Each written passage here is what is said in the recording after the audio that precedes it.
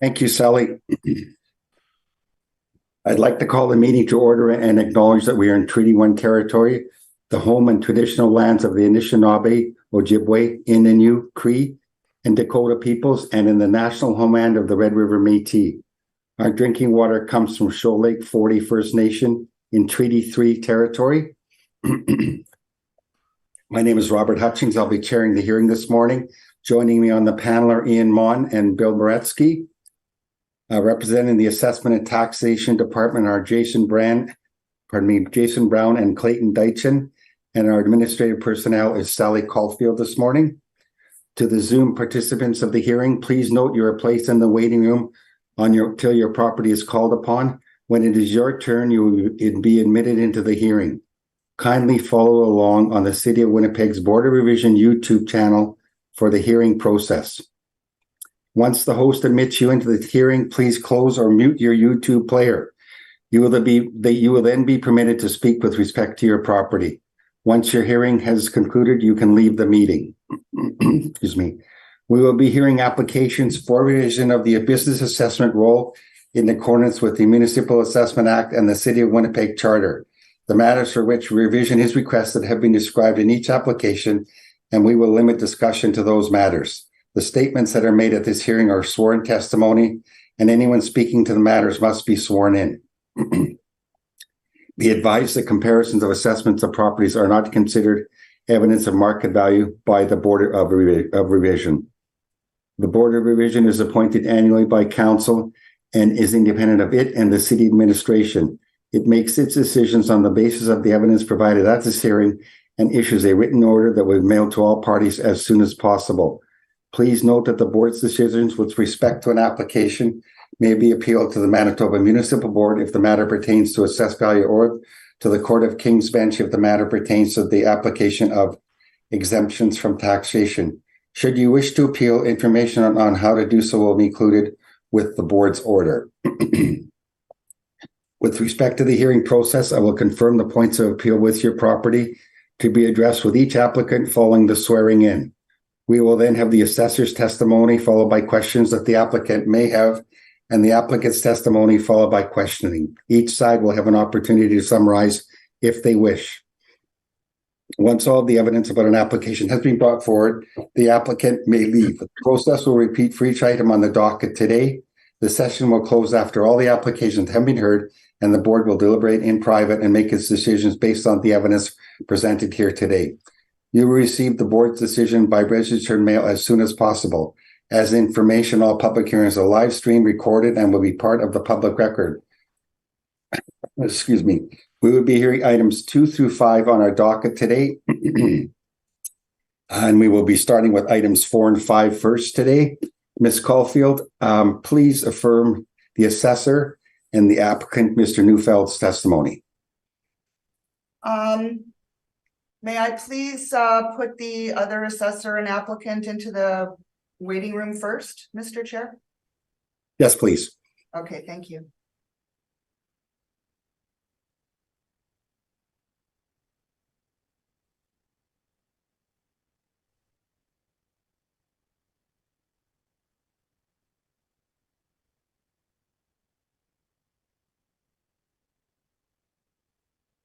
Mr. Deitchen, please state your full name.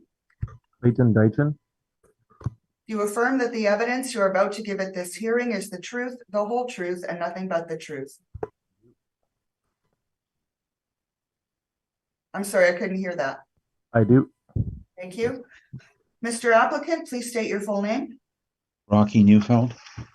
Do you affirm that the evidence you're about to give at this hearing is the truth, the whole truth, and nothing but the truth? Yes, I do. Thank you. Thank you, Sally. First item on the docket today is item number 4, file number 23-508, roll number BA5253. Address is 3216 Portage Avenue, and we're dealing with a 2023, excuse me, business assessment appeal.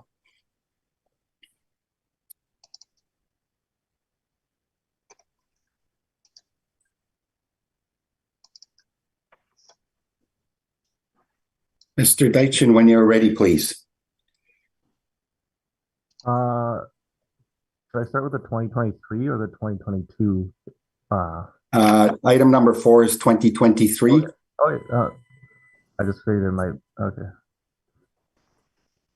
Okay. File number 23508. The address is 3216 Portage Avenue, roll year 2023. Business assessment ID is 5253, and this is a dental office. The premise area is 2,835 square feet. The base ARV is 52,079 for a per square foot rate of 1837, with the occupancy cost of 7,088, brings the ARV to $59,160. Continuing on to page 2 is the aerial view of the property. You can see 3216 is the right side building, but the owner owns both those buildings and the lot behind it. The lot behind it looks to be used for parking, with some excess parking on the road beside it. Page 3 and on are some pictures of the exterior and interior photos, and as you can see, it has been nicely renovated on the exterior and interior. And then continuing on, there's a few more photos.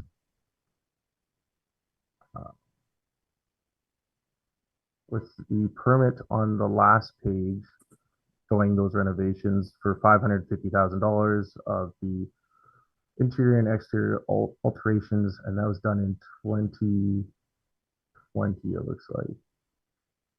And then on page 9, sorry to go back up, are my rent comparables. You can see that they range from $18 to $26, with the average being $22.89, and the median at $24.08.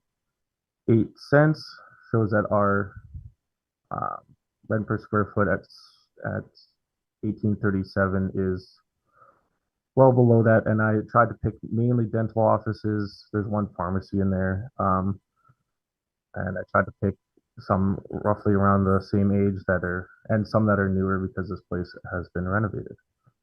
And that is my evidence. Thank you. Thank you, Mr. Deitchen.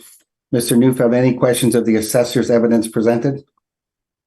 Yes, I do. So how many parking stalls are on the site? I think I counted on that back lot about 10 to 12. 10. Sorry, I was just looking at the aerial on it. Mhm.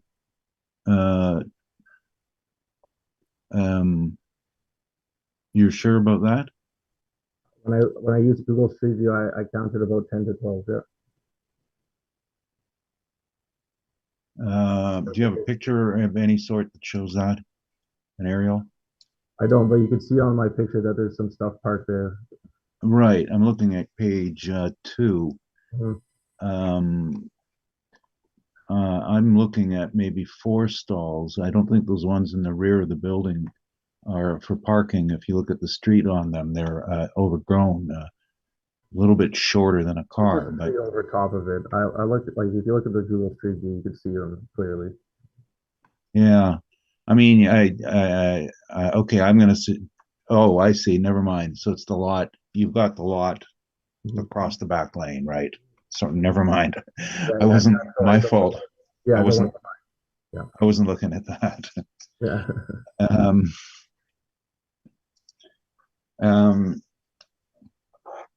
and in your comps, just looking at you listed a bunch as dental office, and I you can follow along. I prepared a bit of a rebuttal on this. I've got some pictures, but on the first one, sorry, I just gonna break out my screen here.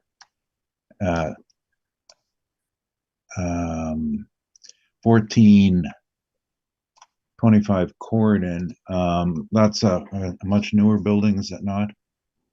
It's a newer building, but the subject has been renovated extensively. now renovated. When you say renovated, you talked about the permit. What does it say on the permit on the description of type of work? It says various interior and exterior alterations. Yeah, but it also says on there that includes finishes, fixtures, and millwork. Do you see that? Yeah, but it also says new openings, roof reinforcement, mechanical and electrical. There is pretty extensive work. Yeah. So, but they were, as required by the law, they reported the cost of installing their dental chairs. Correct? Does it say that in there? Well, furniture, fixtures, and millwork. I don't know if that necessarily means fixed or like dental chairs, does it? Well, it's affixed to the building. Building code says you've got to report that. Many people don't, but that's what the law says. It could also be a sink, can it not? No. Okay, so you didn't interview anyone or check though, did you? A colleague went for an inspection of the property. I'm not too sure if they. Okay, but you didn't clarify what was the scope of work was, did you?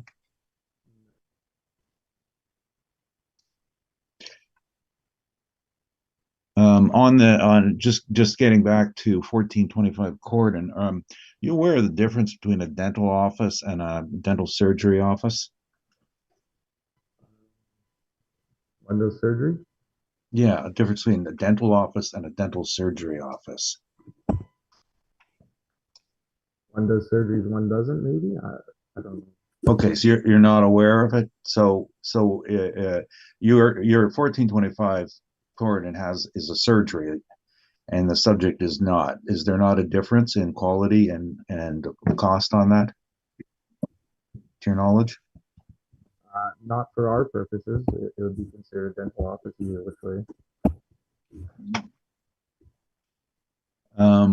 Next was the next property on. Sorry, I lost my page again here.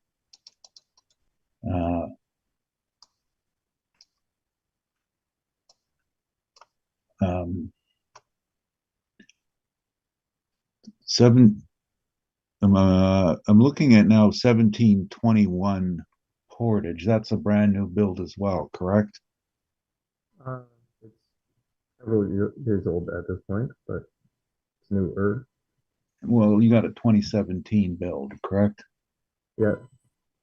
It's newer. And with any of these properties, did you investigate how many of them, or if any of them, had their tenant improvements amortized in the rent? I did not. Okay. And of course, it's clear that the assessment department can tax and assess real estate, but not furniture, fixtures, and equipment, correct?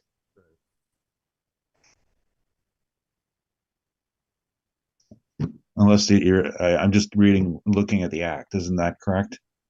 Sorry, yeah, I said correct, yeah. Okay, sorry. On Roblin, you've used a pharmacy. Now, how was the rent derived for the pharmacy? Do you know how pharmacy rents are calculated? I not specifically, no. Like I would assume the same as other office properties. Oh, I'm trying not to give my own evidence here, but I'm going to try to ask it in a question. Are you not aware that pharmacy rents are now calculated on the basis of how many doctors there are in the building writing prescriptions? And it's usually between $3 and $5 per doctor that they are charged for rent. I did not know that, but I mean, I still have 5 other comps that are dental offices, so we could take that one out. It wouldn't. Yeah, no, I'm just going through them all. I just wanted to add a couple. Yeah.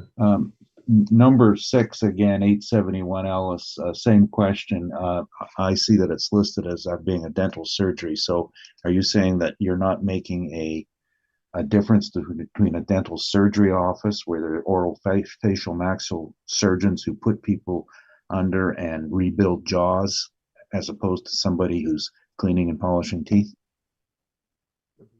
That's exactly what they do with this place. Like I'm not too sure. I didn't. Oh, okay, no, if you don't know, and that's fine. I just was I caught it this morning, and Yeah.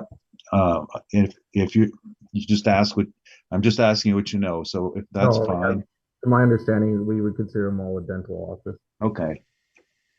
Um, and lastly, you've got comps from all around the city, and I'm just wondering, you have nothing really in West Portage, do you? Well, there's one on Portage. Yeah, that's near Polo Park, though, correct? Yeah, like I mean, they're all like there's a few that are relatively close. There's nothing right next to it, I guess. Okay. But on Portage, I would say is still relevant. Okay, those are my questions. Thanks. Thank you. Bill, any questions of the assessor's evidence presented? I do not have any questions. Thank you. Thank you. Ian, any questions of the assessor's evidence? I do, thanks. Just a couple for clarification purposes. I see you've got 2,835 square feet. This is a supplemental that I assume was generated as a result of the renovation work. Is this all on one level? Because I see in your pictures there's stairs. I don't know if those are, I'm assuming those are basement stairs. There is a basement, but I'm not 100% sure what's down there. I think it might be just a storage thing. I don't Okay. think that's part of the, yeah. I'm not too sure what's in there. Would the 2,835 square feet, would that include the basement, or is the basement separate from that amount of square footage that is part of the base and annual rental value? I don't think that's including the basement, but I'm not 100% sure. Okay. With respect to the comps that you have, this would not appear, correct me if I'm wrong, please. The 3216 Portage Avenue, the property that is the subject of this appeal, is a standalone building. It's not part of a strip mall. Is that correct?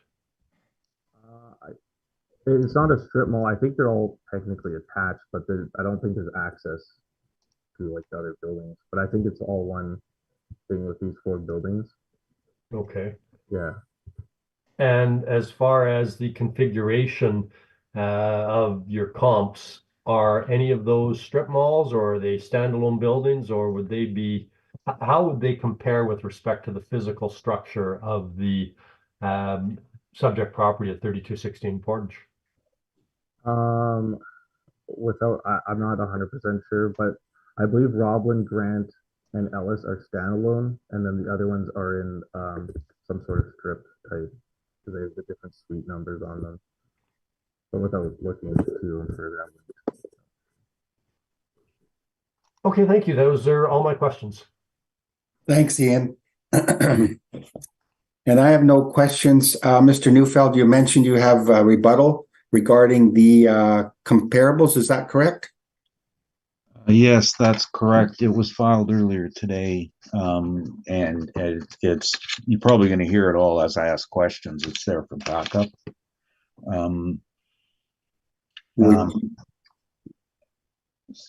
I'm distributing that now. It'll be in your SharePoint momentarily, Mr. Chair. Thank you. I think we'll deal with it now that since we have the assessor's comparables up. Oh, okay, sure. Yeah. Just bear with us and allow us all to receive the document, please.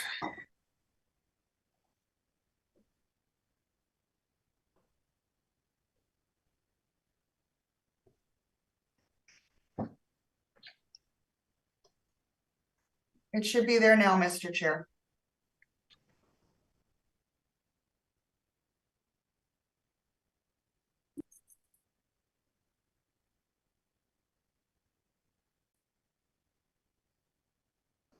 Okay, there's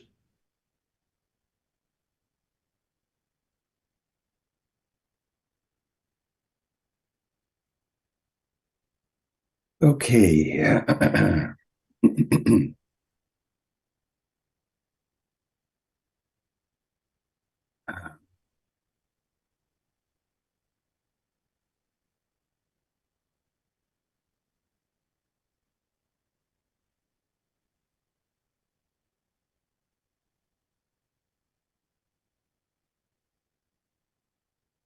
I have, thank you.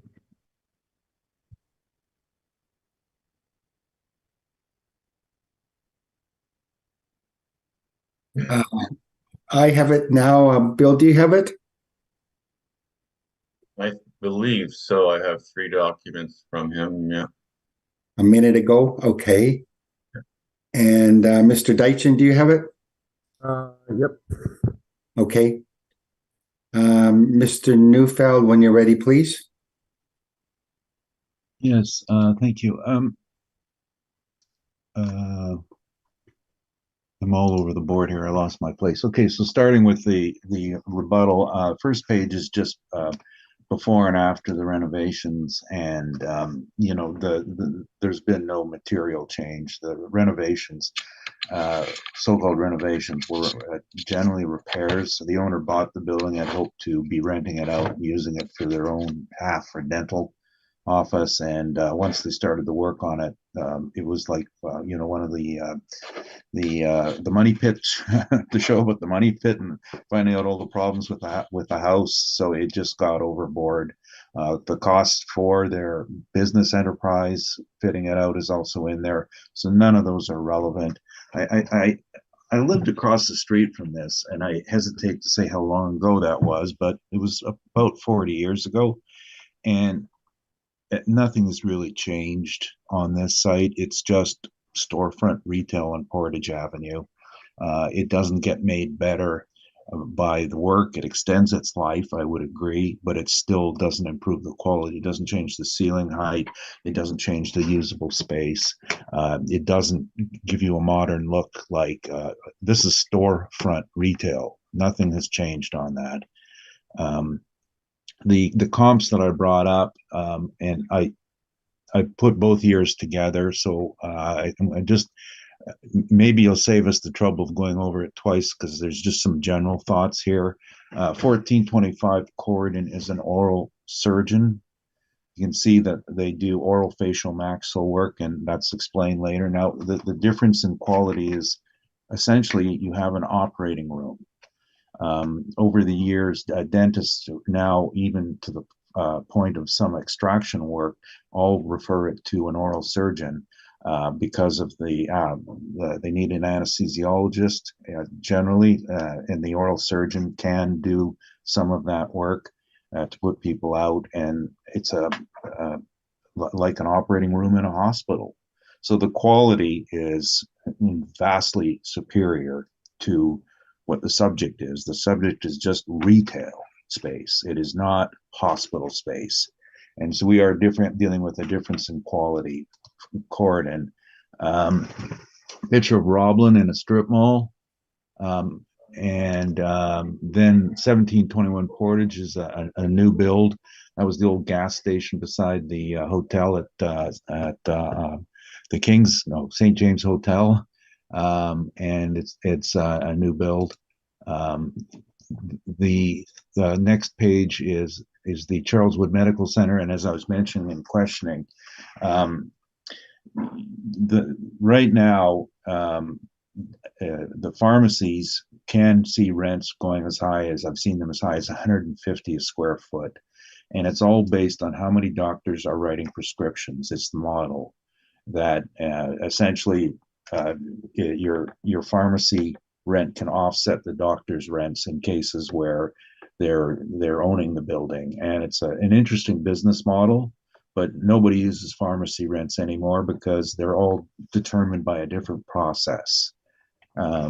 Grant is the strip mall at the corner of Grant and Kenniston, and 871 Ellis is also an oral surgeon, and not the same product as the subject.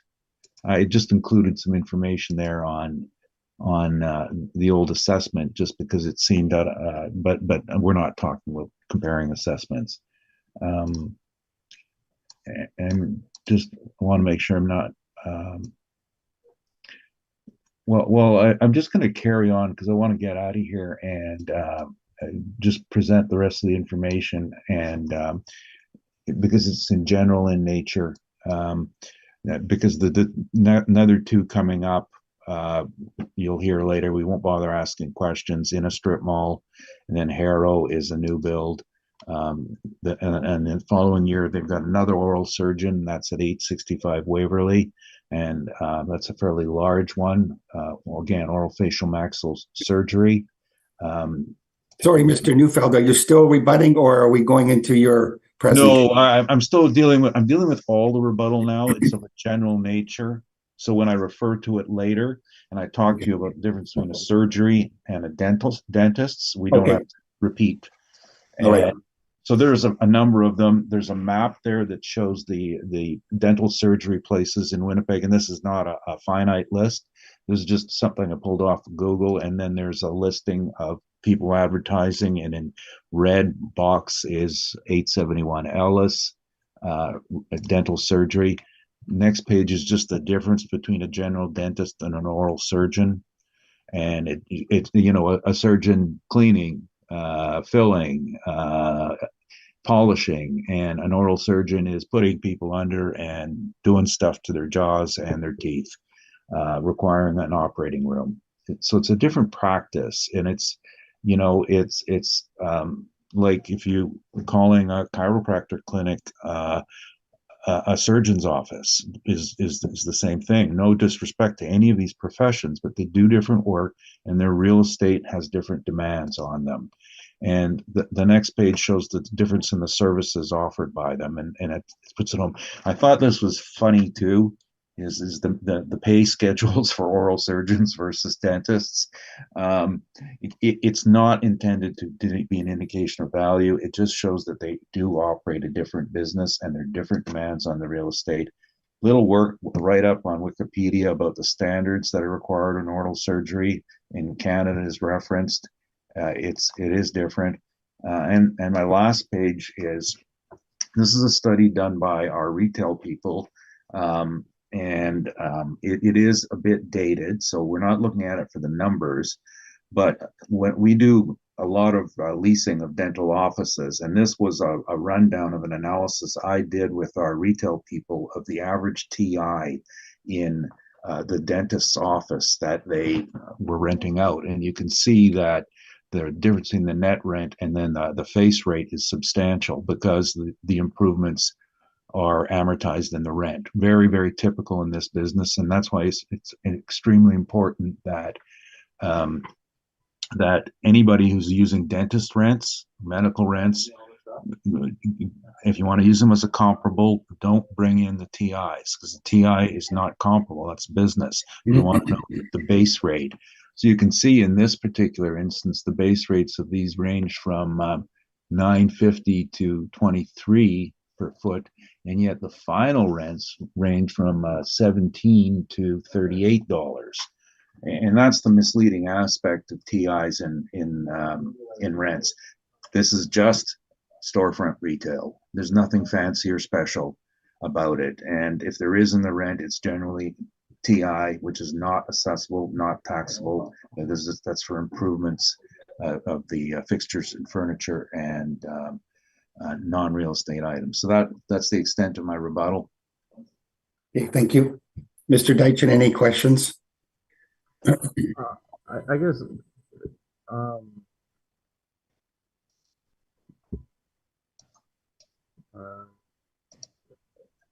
I know you're saying that the surgery type ones are higher, and have you been to any of these to show and compare to regular dental offices?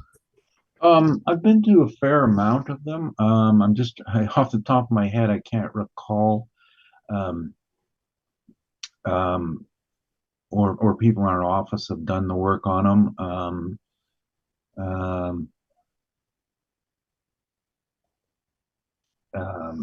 That's a good question. I guess after all the time I've been working, I've been to most every site in Winnipeg, but I can't confirm that definitively if I've been to these. Yeah, no other questions. Okay, thank you. Excuse me, Ian, any questions on the rebuttal for this? I'm just wondering generally if there is a calculation that we can hang our hats on, that we can look at, that says, generally speaking, any dental office that has a surgical component should have an annual rental value of $5 a square foot more, $3 a square foot, $10 a square foot. Is that calculation available, or is that calculation even something that we can consider? I don't think that there's a rack rate or a table. It's as I was this excerpt from this report that I wrote a few years back just says it's you can see that the TIs vary dramatically, and so it's going to be a question of partially what's required in there. So obviously a surgery is going to have a much larger TI allowance because you have to have HVAC systems, sealed systems, non-permeable surfaces, etc. Versus a typical dental office. And then the other side of it is the tax side, because they're all limited corporations these days with dentists, and some of them find their tax structure is better if they can write off the TIs with rents, and some of them are better if they do it themselves with their own cash and depreciate. It's the table I put forward in the last part of the rebuttal gives you an idea of the scope. It's generally and when I look at this, it's average. It's almost, it could be double. When we were working for the hospital, and this came through on a municipal board case on our personal care homes when it was finally decided. What the issue there is very, very similar. We had a building code that once called for a personal care home to be hospital quality, which was then changed to basic residential quality. Essentially, in that case, it was a 50% difference in original cost. So that's a pretty fair number. It's about a 50% higher cost to meet standards. Okay, I'm not, I don't have anything else. Thank you. Thanks, Ian. Bill, any questions? Yes, so since you are looking at the assessor's comparables, if I may refer back to his page 11 or 10, sorry, yeah, page 9 in the PDF is comparables. So comparable 4, you said, is a pharmacy, so kind of implied it didn't really belong in there, which is fine. The other ones 1, 2, 3, 5, and 6. Which of those are you saying is dental surgery and not just general dentistry? 1 and 6 are surgeries. 1 and 6 are surgeries. So the other ones that are 3 and 5, those ones are a net per square foot of $26. So they're actually, those are general dentistry then, and they're higher, significantly higher than your dental surgeries. Well, but these are face rates. And that's what I was getting at with the last page in my rebuttal. When you're doing a medical dental clinic or restaurant, the calculation has to be determined as to how much TI went into it. like TI is tenant improvements, tenant allowances.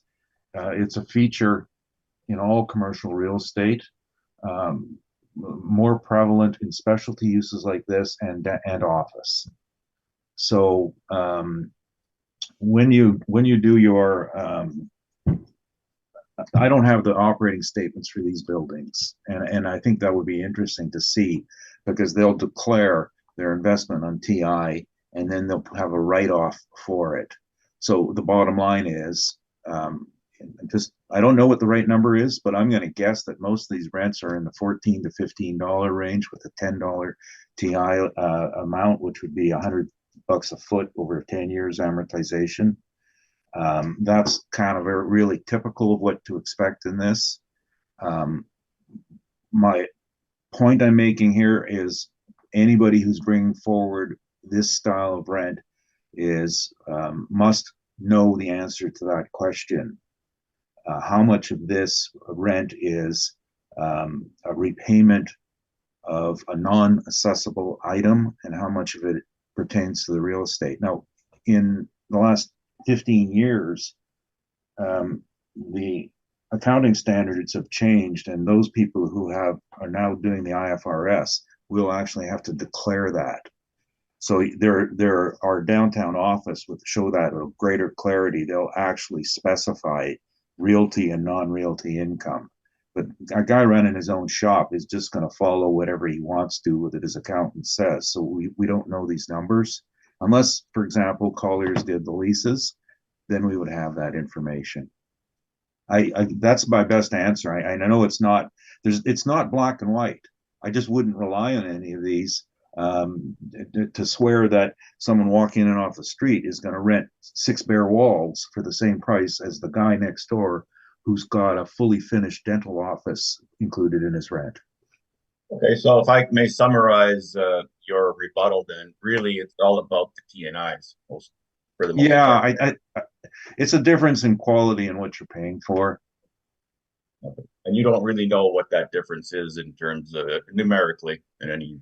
No, and I'm stating here that because our law says the burden of proof is on the assessor, I believe to meet the burden of proof on these questionable rents is that information should be available. Otherwise, it's misleading. And again, those T&Is you're saying should not be included in the rent according to the laws, according to the law.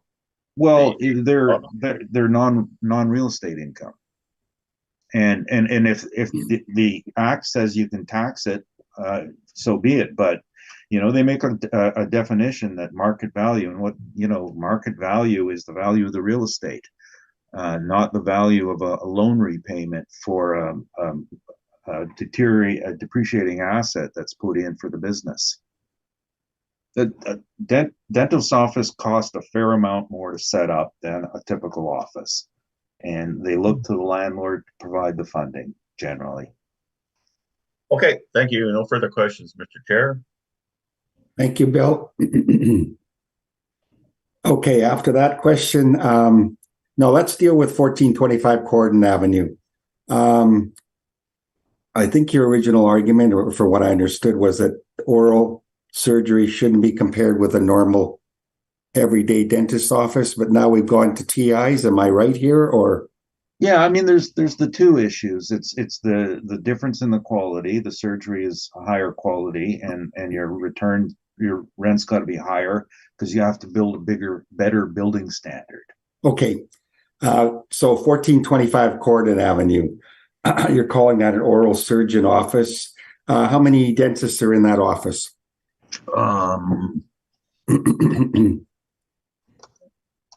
I was just looking this morning. It's maybe it's easier. Is it possible that only one of the dentists in that practice is an oral surgeon? The rest are we'll call them normal dentists? I have no idea, but I think that the key there is that the how many operating theaters they have would be the issue. I don't know that number. Okay, because I'm looking at the services there, and the first 3 lines are normal dentist services: pediatric, exams, cleaning, dental care, restoration, fillings, crowns, bridges, root canals. So obviously somebody in that office is just doing normal, we'll call it normal dentistry as opposed to oral surgery. Yes, I agree with you there. Okay. It's a mix of surgery and general dental dentistry. Yeah, okay. Okay, that's my only question. Okay, that concludes Mr. Neufeld's rebuttal. We're going to go back to Mr. Neufeld, your brief for 2023 BA assessment. And just bear with us 1 second, please, and we'll find your brief here.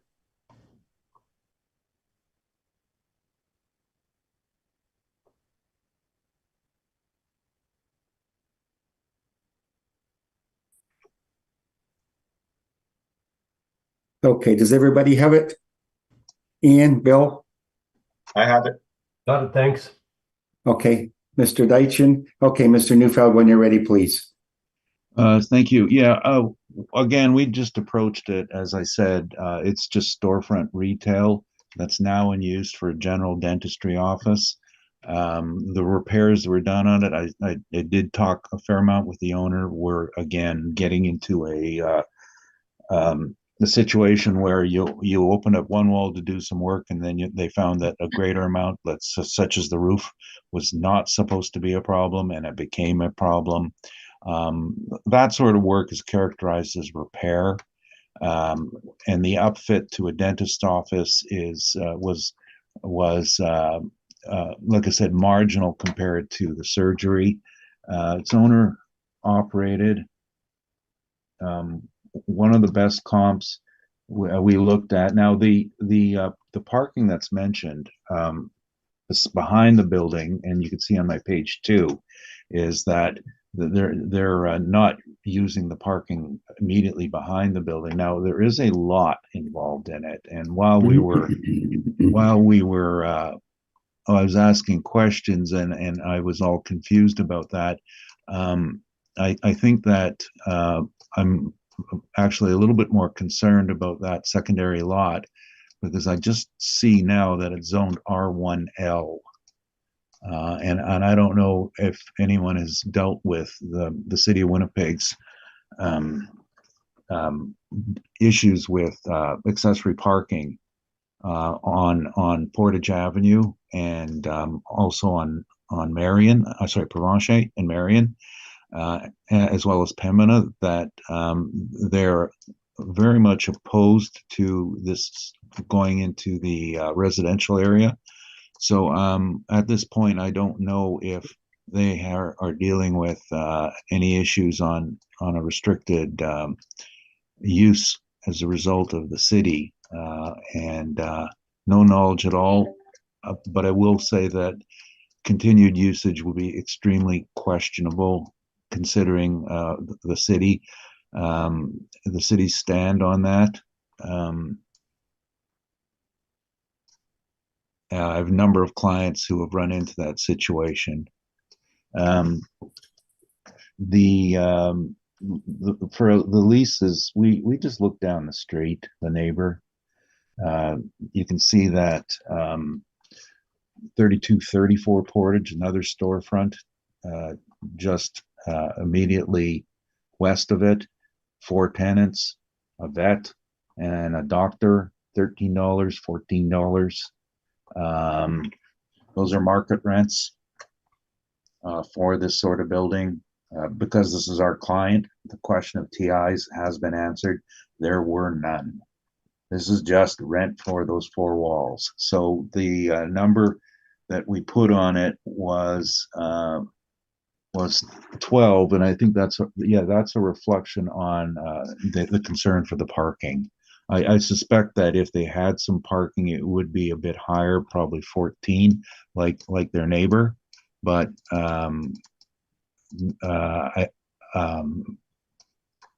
right now in our market, no one is going to put a lot of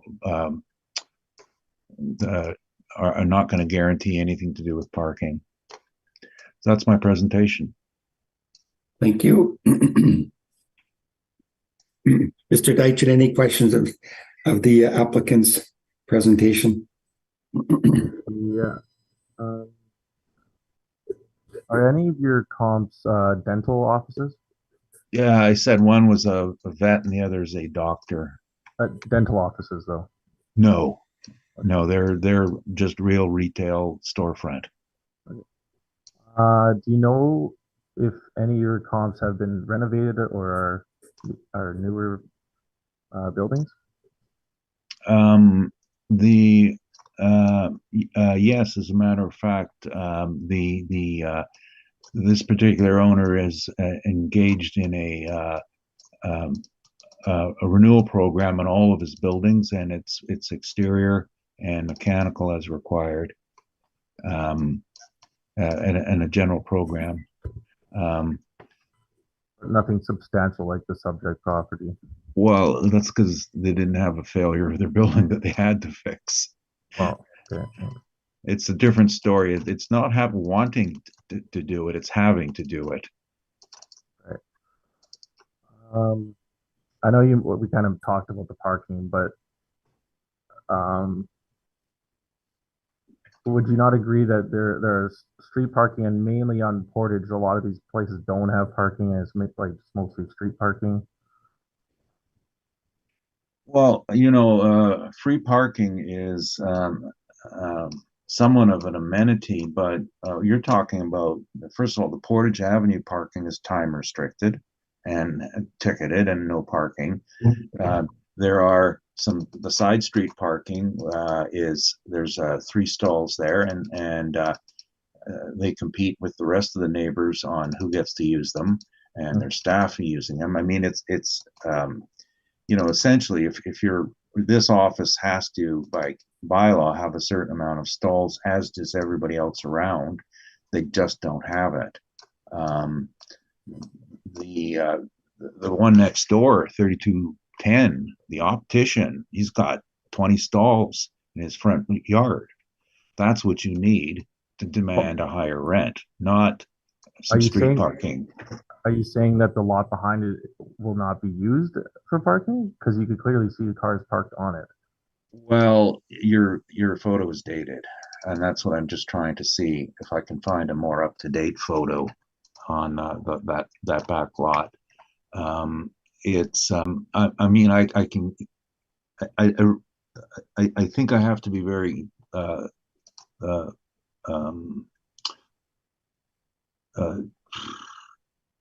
cautious about talking about off-site parking because of the city of Winnipeg's, whether right or wrong, it is what it is. But they're trying to get rid of all this off-site parking. It's in an R1L zone, and I didn't search to see if they had a variance for it. But I've had numerous other clients who are having problems with maintaining those lots. There's a whole row of them near Ferry, not Ferry, where the bridge comes through from Charleswood, the Morey Bridge. The entire blocks west of it have had all their parking, that people had purchased the house next door and bulldozed it. They've had all their parking been closed down by the city because it's not deemed to be compliant with the zoning. It's just that's the problem with storefront retail, and that's why people don't like it as an investment or as a moneymaker. Just to be clear, people could park on that lot to go to the dental office, as it's owned by the same dentist or same building owner as well.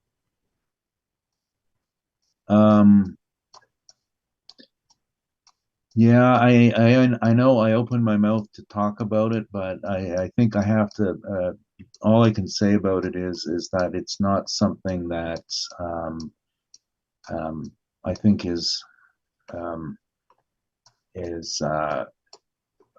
reliable as a continuing practice, given our PP&D. Okay, last question. How did you come up with the adjustment for the lack of parking? Um, Based on that. it was just very subjective.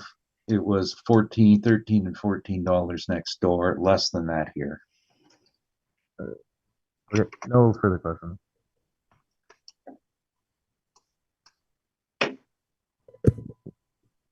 Thank you, Mr. Deitch. Ian, any questions of the applicant? Just see if I've got your position straight here, Mr. Neufeld. You've used the expression street front retail a number of times. Is your position that this dental office should be characterized and valued or have an ARV of similarly located, but just used as street front retail? No extra cost or charge for being dental office. Is that fair to say? Yeah, it's just general retail, street front retail. There is no real category of medical in real estate, because anything that's deemed medical is generally a tenant improvement issue. For general medical, a chiropractor, a dentist, a general practitioner, a veterinarian, it's all can be accommodated in general retail. And you'll notice the assessor had a number of comps that were in strip malls or shopping malls. And there's nothing special required. And the only difference on those strip mall rents is, are you paying more for being in a nice strip mall generating traffic to your site versus the street front? Are you paying more because you're getting parking up front?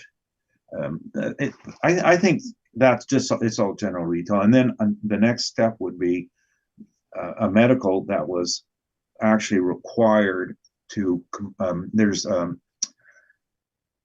Canada Building Code. I think it's the difference between Class A and Class B. And I'm not an expert on code, but that's what we came up with last time, whereas Class A is going to be hospital sort of levels and Class B is general levels. It's a fairly significant difference in costs and therefore required rent.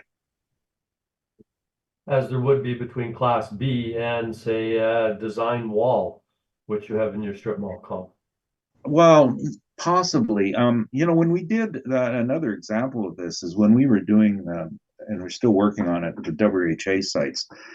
They built access centers that were not hospital grade. And as a result, the rents were substantially lower than, and they were competitive with retail, with or normal office. There was nothing special about it, and this falls into that category. Thank you. I don't have anything further. Thanks, Ian. Bill, any questions of the applicant? Yes, so the current tenant, when did their lease start?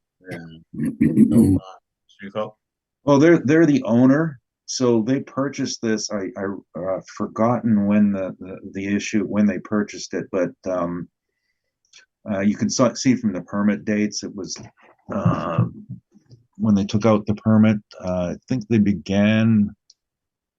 I did not pull an occupancy permit, but they're not leasing. It's owner. Okay, and when they bought it, first of all, do you know when they bought it?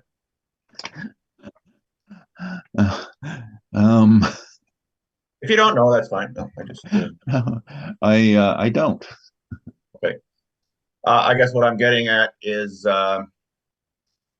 was it a dental office before they bought Oh, it? it was. You can see from my pictures, it was a flooring store. Okay, so they would have had to put in all the, I guess what would fall under P&I, according to what you were saying before. They would have had to pay for all that. Yeah, what they did was they put in a demising wall to separate the two sides, and then they had to do some. You can see from the pictures that they had to put in rooftop units to separate the two sides. It was one big flooring store, so this is just kind of a standard cost on any commercial rental unit where you have, this thing was built as two buildings. At one point, the carpet store made it one, and now they're changing it back to two. This is just changing your property with the times. Okay, no further questions. Thanks, Bill. Mr. Neufeld, you're requesting a revised value of $41,110. Is that correct? Yes, that's correct. That's not divisible by 12. Would you mind providing that? Sorry, my assistant who usually did these has gone back to school, so we've forgotten to do that. Sorry about that. I don't know what the number is. 41,100, I believe, is divisible by 12. Okay, I would certainly take your word for it. I will check this. Thanks, Bill. Yes, it is. Yeah. All right. Mr. Deitchen, any requirement for summary?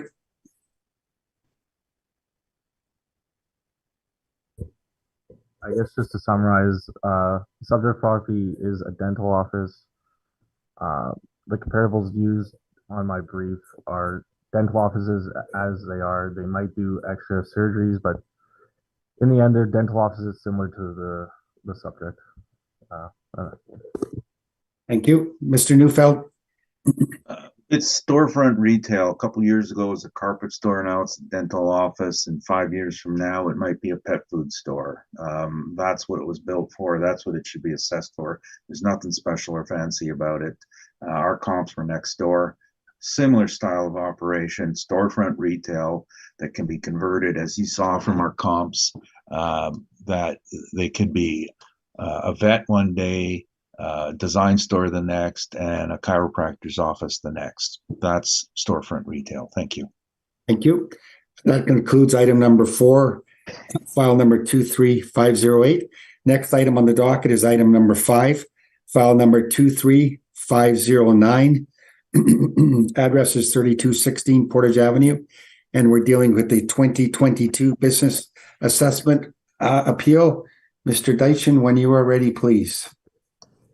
File number 23509. This one is roll year 2022. Address 3216 Portage Avenue. Business ID is 5253. It's the same dental office. The area is 2835.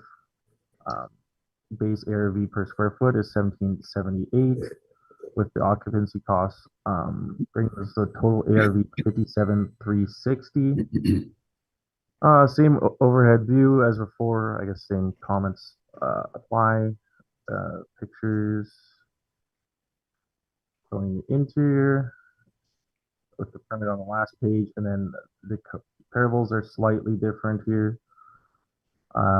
So they range from $18 to $26, with the average of $22.03, and the median's at $22.08. And again, just tried to pull dental offices relatively close and relatively close to the year built of the building. And that is all. Thank you. Thank you. Mr. Neufeld, any questions? Probably not. Just 1 second. I think we've covered the field before. I mean, there's some different comps, but let's just see if there was a specific question on any of them. No, I think I covered that all in rebuttal. It's the same issue all over again. Thank you. Thank you. Fine. Excuse me, Bill, any questions of the assessor? I do not. Thank you.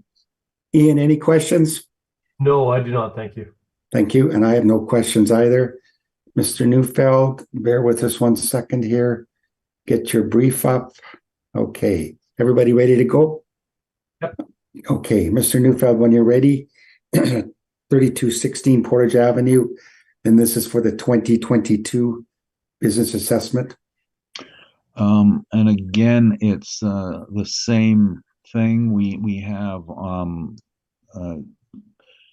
uh, we use the same comparable with some older rents and on the site, and this is from their rent roll of 20 that was in place on the reference date of 2018. And a little bit more, you can see this is on our page 3. There's the fuller roll, and there was the vet, there's a physio clinic, a printer, a dog grooming place, an audio video place, and the chiropractor again. So we rents in this $7.44 to $14. And the $14 is the chiropractor's because he's up front. He's got the good location, and then the rest are a bit lower. We've used $11, which is sort of looking at a blended rate, and then again a discount for the lack of parking. And in my comments earlier about parking, if you'll note our comp, it's got 2 rows of parking up front. Looks like about 20, 22 stalls. Far cry from what the subject has.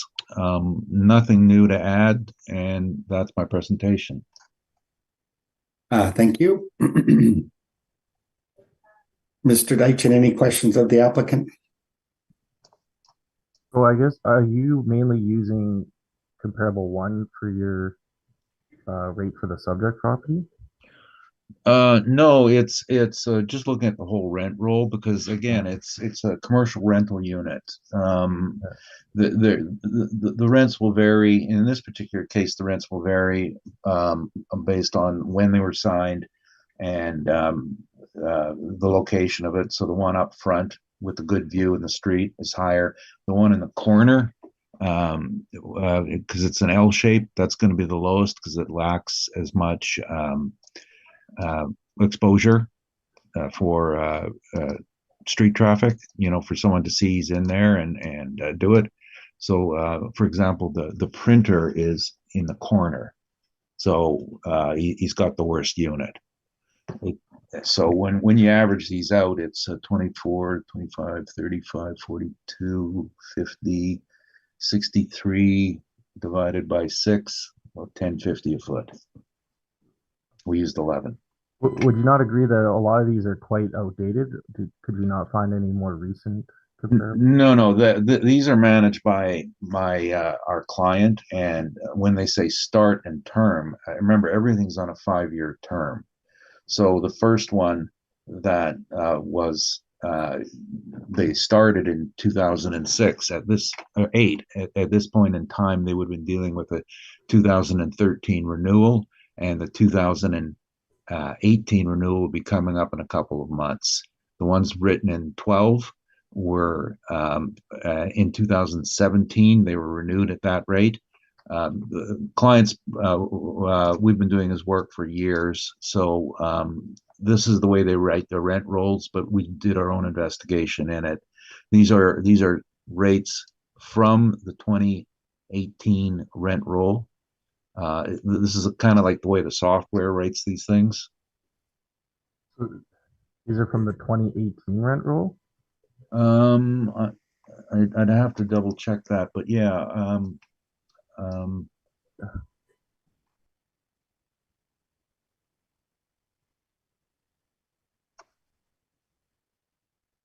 Like, do you know if any of these are step-up leases? Like, because I find it hard to believe that they paid $12 a square foot for 11 years. No, that's not the way these things are written. Okay, the way The these way it looks like on here, though. no, but the way they write these is it's the software tracks when you move in, and some software puts in all the step ups, some do not, and I'm just looking at the source documentation just to double check.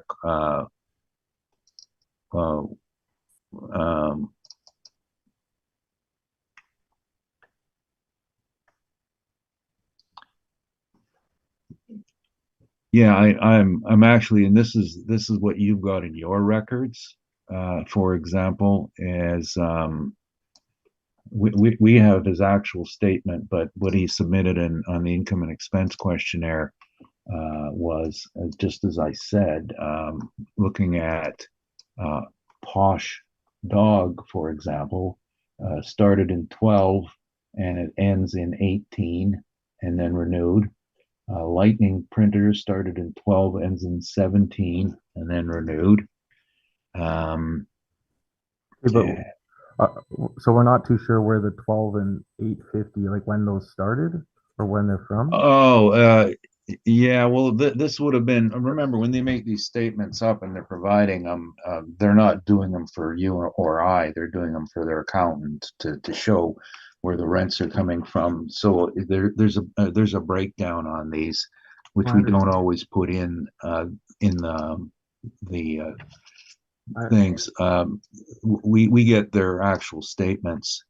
So all of these leases, I'm just looking at the historical leases. All of them were 5-year terms, and then they were renewed. So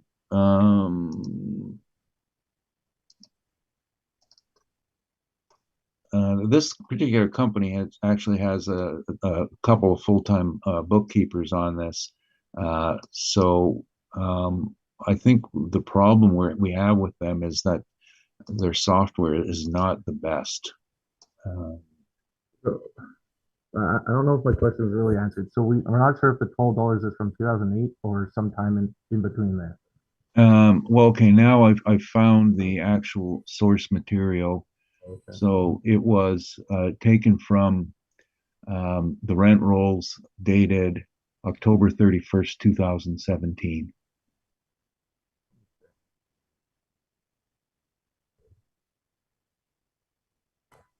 Because I'm looking at the exact numbers now.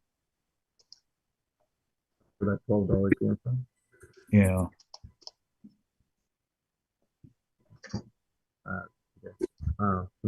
No further questions. Thank you, Mr. Deitchen. Ian, any questions of the applicant? No, I don't. Thank you. Thank you. Bill, any questions? No, I don't. Thank you. Okay, thank you.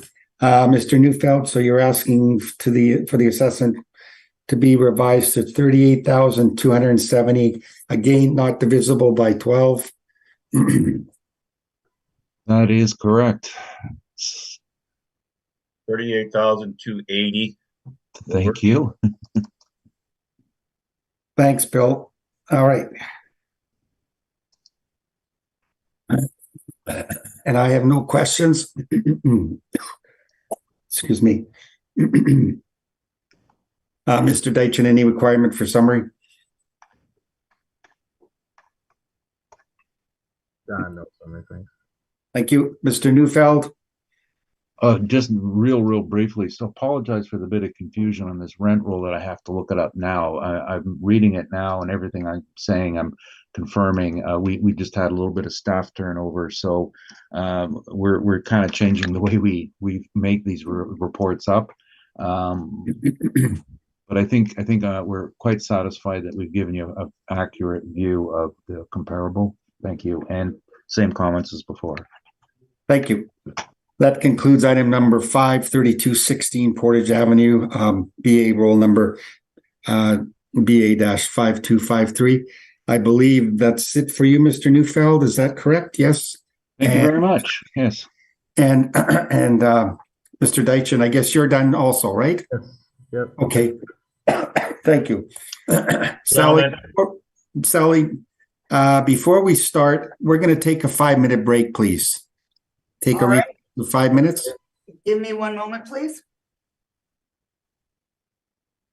Thank you, Sally. I will now call the hearing back to order. Sally, can you please swear in the applicant and the assessor, I guess? I will do that. Mr. Brown, please state your full name. Jason Brown. Do you affirm that the evidence you are about to give at this hearing is the truth, the whole truth, and nothing but the truth? I do. Mr. Van Bruggen, please state. Thank you. Wesley Van Bruggen. I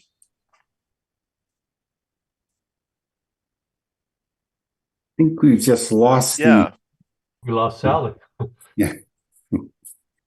Thanks, Sally. Thank you. Okay, let's start. Okay, I'll call the hearing back to order. Sally, did we swear in or affirm the assessor and the applicant? The assessor was affirmed. You lost me while I Okay, was with the applicant. So okay. Mr. Van Bruggen, please state your full name. Thank you very much. Wesley Van Bruggen. Do you affirm that the evidence you are about to give at this hearing is the truth, the whole truth, and nothing but the truth? I do. Thank you. Thank you. Thanks, Sally. Good morning to you both. Up next on the docket, we're going to go to the top of the docket, item number 2, file number 23-475. Excuse me, BA number 53153, address 1485 Niagara Road East, and we're dealing with a 2024 business assessment appeal. Excuse me. Mr. Brown, when you are ready, please. Thank you, Mr. Chairman. So we have 2 hotel BA assessments before us today. These are done a little bit differently than other commercial properties. So we use what we call an economic rent, which is simply 10% of the realty value plus the cost to occupy. So starting with this property, file number 23-475, civic address 1485 Niagara Road East. This is the Super 8 by Wyndham, Winnipeg East. I can just take you right to the second page. This is the 15-1 agreement for the realty assessment, which was performed, looks like in September, sorry. We had a revised realty value of $5,750,000. So just back to the first page, we've taken that revised value. We've used 10% of that, which is $575,000. We've added the cost to occupy at $2.50 for 41,024 square feet. This gives us our revised annual rental value rounded at $677,520. And we would ask that the revised ARV reflect that. Thank you. Thank you. Mr. Van Bruggen, any questions of the assessor? Nope. And just for the record, we do accept the 677,520. Unfortunately, it just took us a while, but to hear back from the client. So we are accepting that. Okay.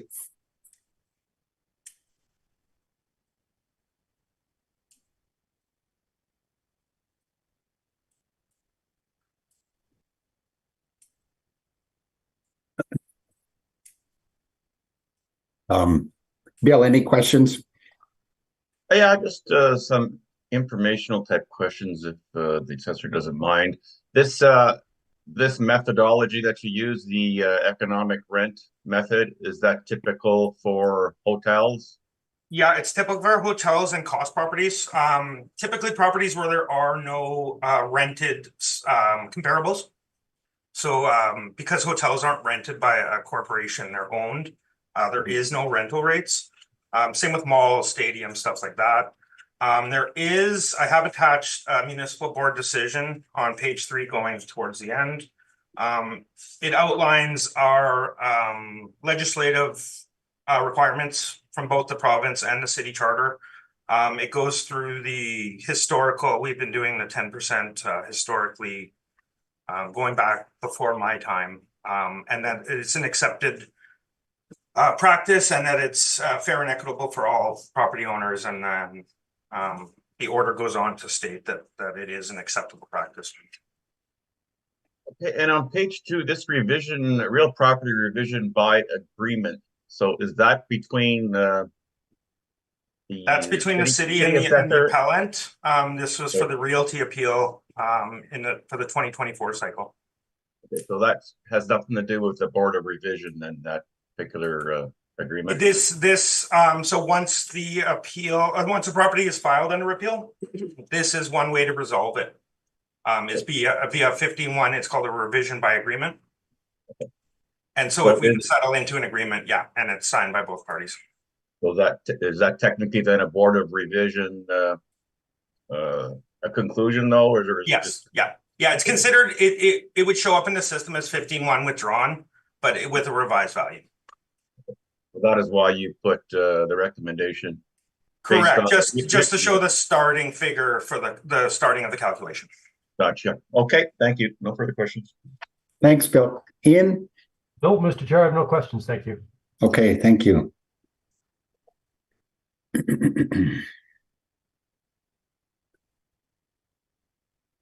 And I have no questions either.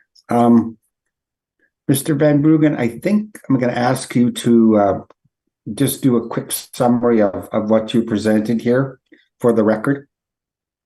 Your brief. My brief, certainly, Mr. Chair. Just give me 1 second here. So the board should have a 14-page brief. If you would turn with me to page 3. And just let me know when you're there. I am there. Everybody there? Excellent. I'm there. Yep. So on Okay. page 3, we just have a brief description of the property. We have the original value, business assessment value of $672,540. We have our requested value, which is $677,520, much the same as what you've seen has already been proposed by the assessor. Page 14, 15, 16, and 17, or sorry, page 4, 5, 6, and 7. I apologize there. Is just information on the business details, the location of the property, as well as some pictures of the property. Page 8 is our valuation. So the same methodology used by the assessment department, 10% of the realty value. So we've just used the excerpt from the City of Winnipeg's website showing the $5,750,000 value on the realty, 10% of that forming the base rent, and then the occupancy costs at $2.50 per square foot for this building size. Those two numbers to get combined give us our $677,520 as indicated. With that, that concludes my presentation, and I welcome any questions from the board or from the city. Thank you, Mr. Van Bruggen. Mr. Brown, any questions? No questions. Thank you, Mr. Chairman. Ian, any questions? No, I don't. Thank you. Thank you. Bill, any questions? Well, just for clarification, you are accepting the recommendation from the city then? We are, yes. Unfortunately, the client we heard back from the client a little late. It was yesterday, and we didn't have a chance to get a 15-1 put together. So we just figured we'd go through the hearing and we'd be accepting the values. Okay, no further questions. Thank you. Thanks, Bill. And I have no questions either. Both parties in agreement on the recommendation. So that concludes item number 2, file number 23-475, 1485, excuse me, Niagara Road East. Next item on the docket is item number 3, file number 23-477, BAID BA-53372. Address is 3760 Portage Avenue.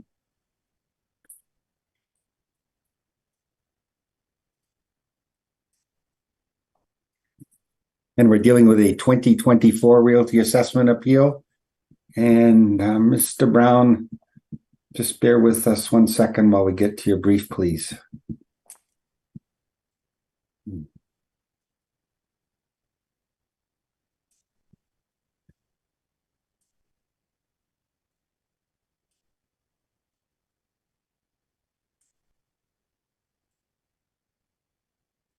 All right, Mr. Brown, when you're ready.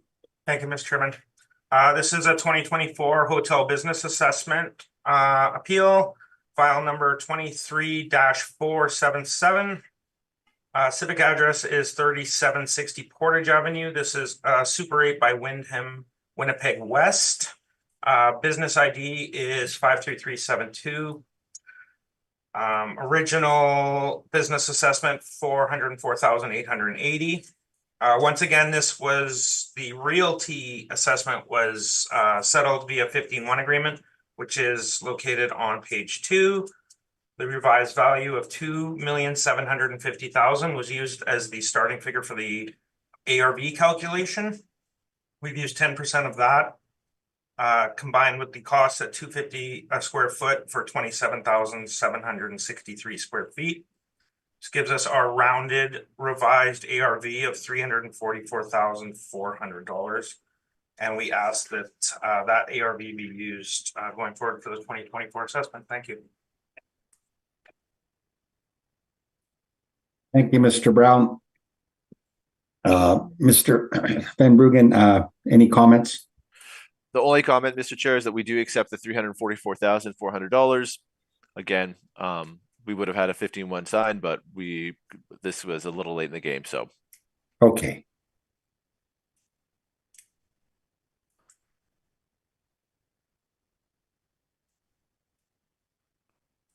Thank you. Ian, any questions of the assessor? No, I don't. Thank you. Thank you. Bill? No, I don't. Thank you. Thank you. And I have no questions either.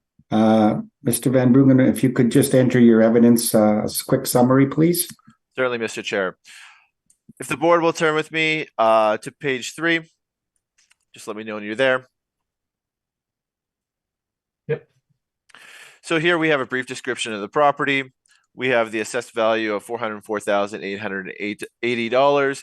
We have our requested value. We are a little different on this, mainly because we had a slightly different area. We've already talked to the owner. We've accepted. Well, we have no problems accepting the city's value on that.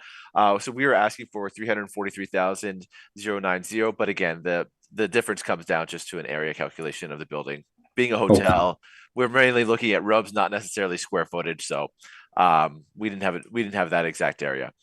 But page 4, 5, 6, and 7 are just information on the property. So the current business assessment, as well as some photos of the property and a map. Page 8 and 9 are just a calculation used to calculate the business assessment. So same methodology used by the city, 10% of the realty value plus the occupancy cost on a per square foot basis of $2.50 that were utilized. And then page 10 gives our conclusion with that requested value there at the $343,090. But again, as mentioned, we've accepted the $344,400 as by the city. So yeah, and then supporting documentation 12 and 13, just the hearing notice. Okay. Thank you very much, Mr. Van Bruggen. Thank you. In summary, the assessor did present a recommendation. The applicant did accept it after contacting the property owner.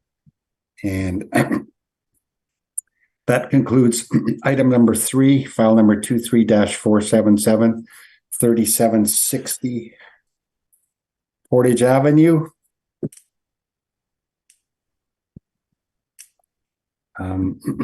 Sorry.